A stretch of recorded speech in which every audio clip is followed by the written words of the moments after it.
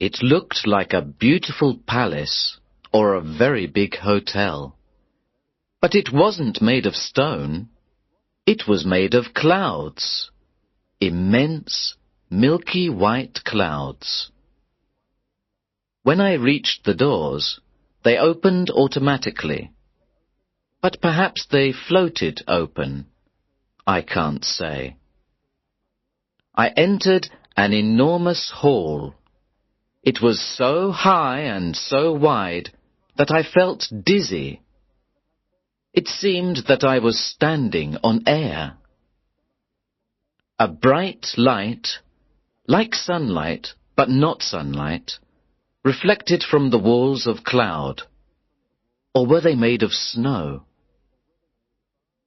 Then, far away on the other side of the hall, I saw somebody behind a large reception desk. This is like a hotel, I thought, as I walked towards it. But what a hotel! It's beautiful. This must be heaven. It was a long walk, but I was smiling to myself all the way. I felt very happy now. I thought, you tried to be a good person all your life. You always did your best to help people, to do good things, and to love your neighbor. You always knew that you would go to heaven. And now, here you are. Yes, I felt so happy that I wanted to sing. I think I did sing. Quietly, of course. I didn't want to disturb the peace and silence of heaven. I stopped at the reception desk, where a man of about 45 was waiting for me. He wore a green suit of shiny material, like plastic, and a beautiful golden cloak. He looked up at me. Name? I told him. He found it on a computer. We need some details about you, he said. When were you born? I told him. When did you die? The exact time, please. Early this morning, I think. About 5:30. But I'm not sure about it, because I was dead, I smiled. The receptionist looked at me coldly. He was English. Calm. Polite. Occupation? I told him. Then he wanted details about my family and friends, my habits, my favorite food, in fact, everything about my life. It was like an interrogation. But I felt very relaxed and friendly. I wanted to have a chat. Wonderful place you've got here, I began. It's exactly as I imagined it. The man didn't even look at me. Imagined what, may I ask? Heaven, of course. I'm very happy to be here. There's only one bad thing. All my best friends will be in hell. And I laughed at this bad joke. This is not heaven, sir, the man said, very polite but cold. This is only reception. I was shocked. But it must be heaven. Why must it? Because, well, you've heard the details of my life. I mean, I've always been a good man, and if you're good, you'll go to heaven. But if you're... Everybody says that, sir, the man interrupted. I know you all think that on earth, but we have a different logic here, for practical reasons. Think of the problems if good people always go to heaven and bad people always go to hell. There will be very few people in heaven and too many people in hell. There isn't enough room in hell. So we have a more practical system. Everybody must take his or her chance. Chance?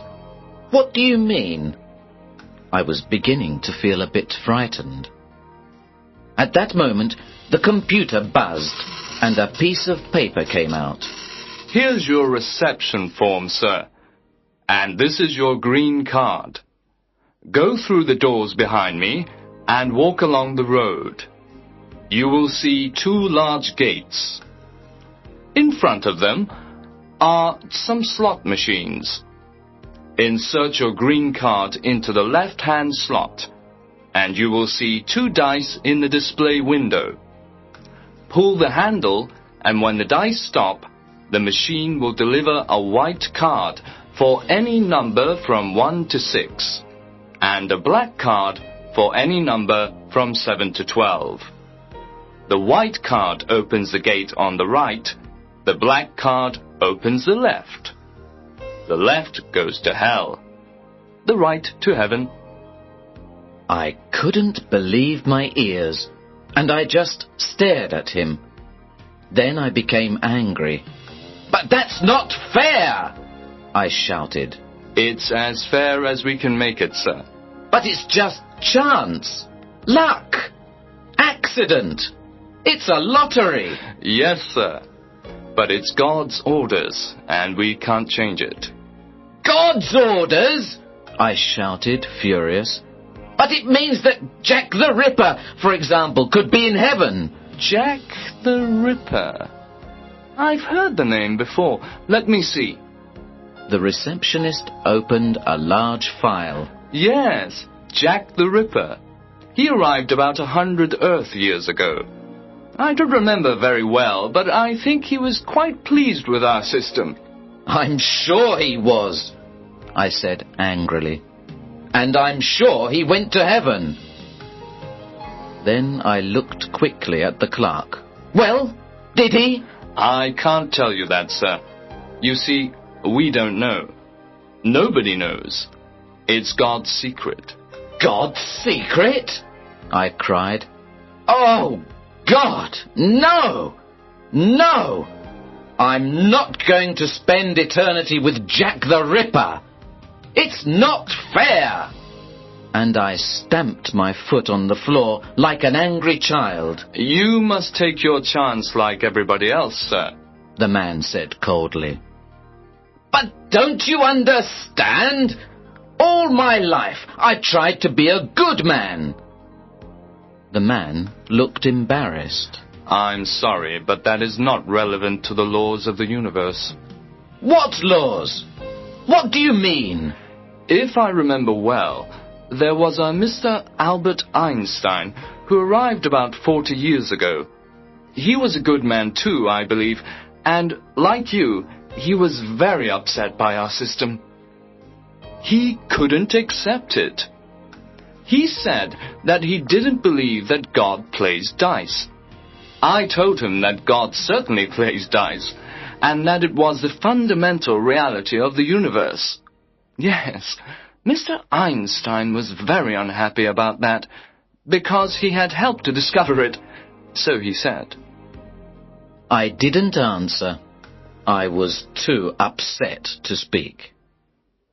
I took the form and the green card and walked quickly to the doors behind the reception desk. They floated open. There was a long road in front of me.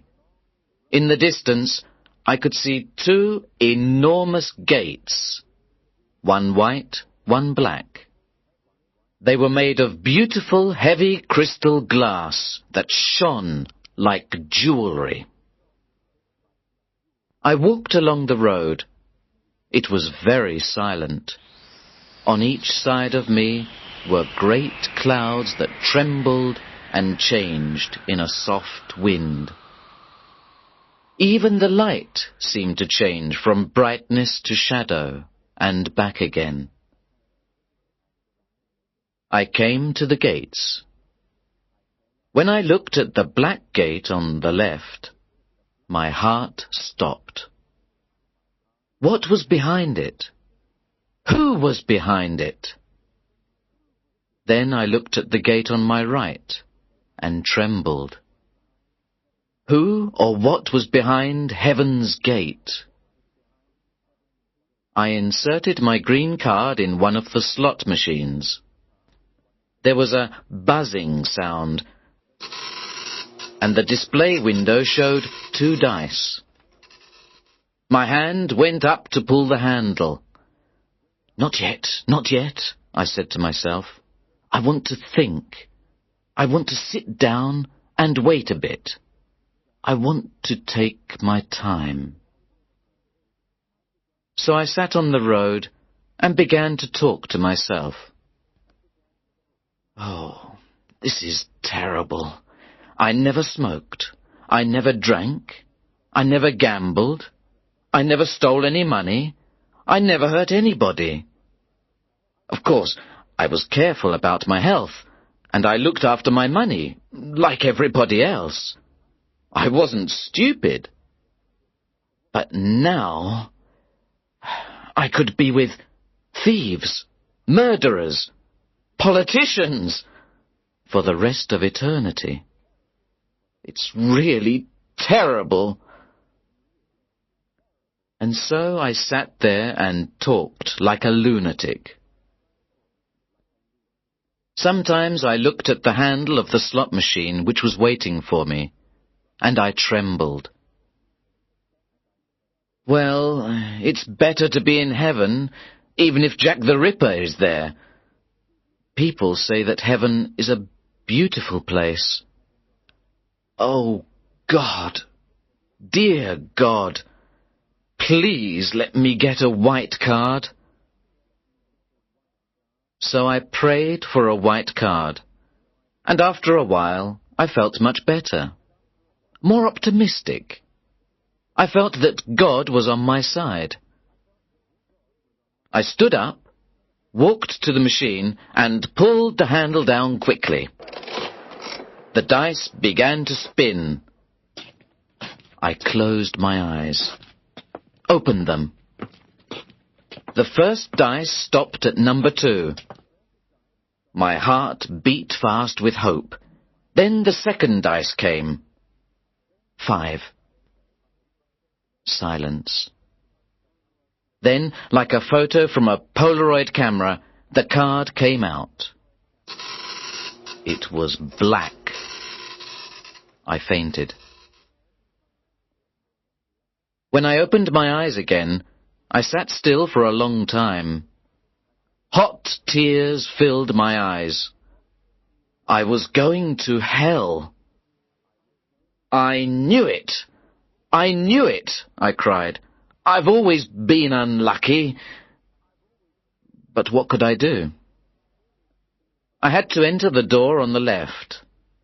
I had to go to hell. I inserted my black card into a slot by the gate.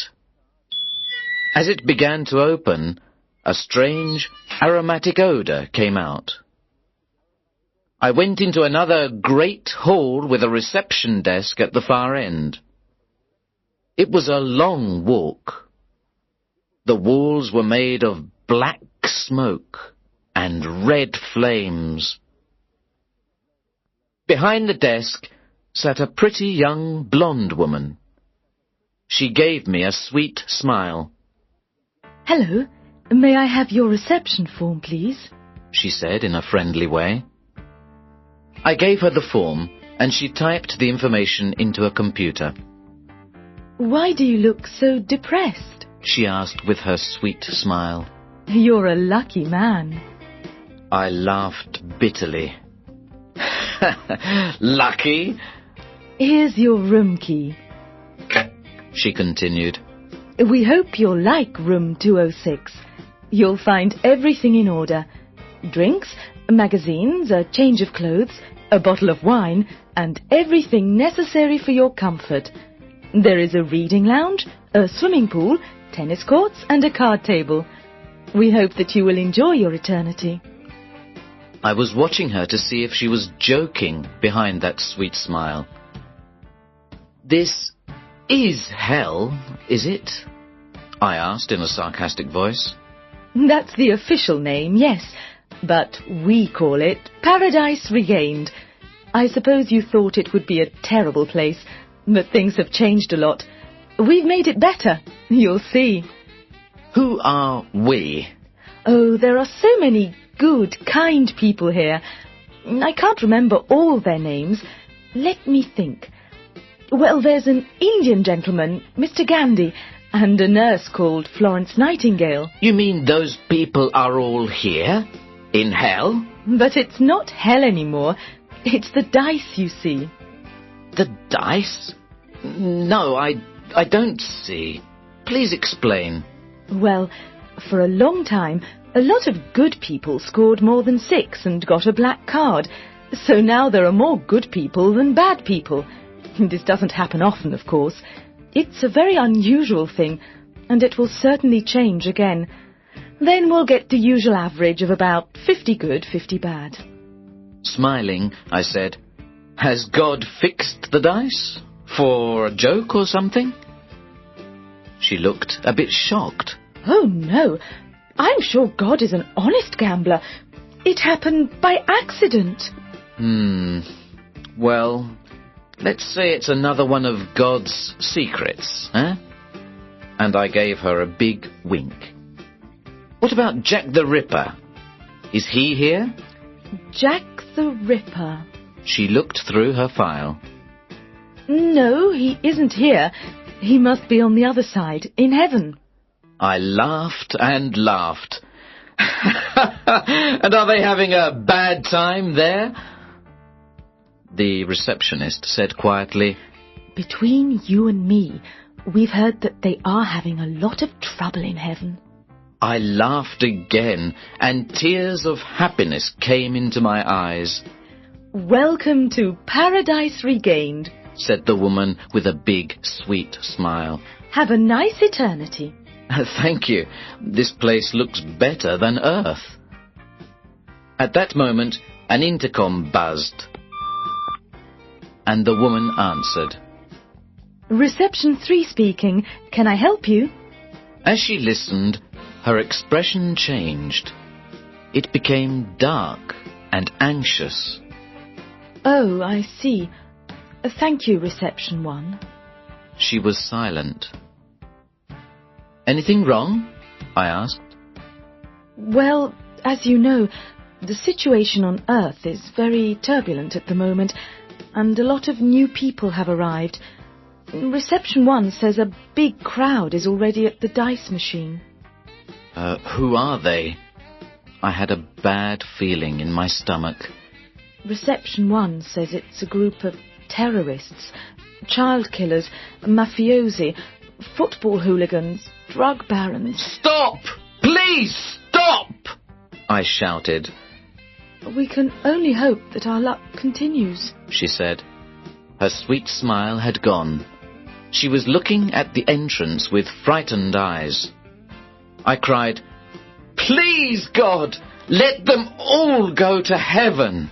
I pray. I pray. I'm sorry, but praying won't help. It all depends on the dice.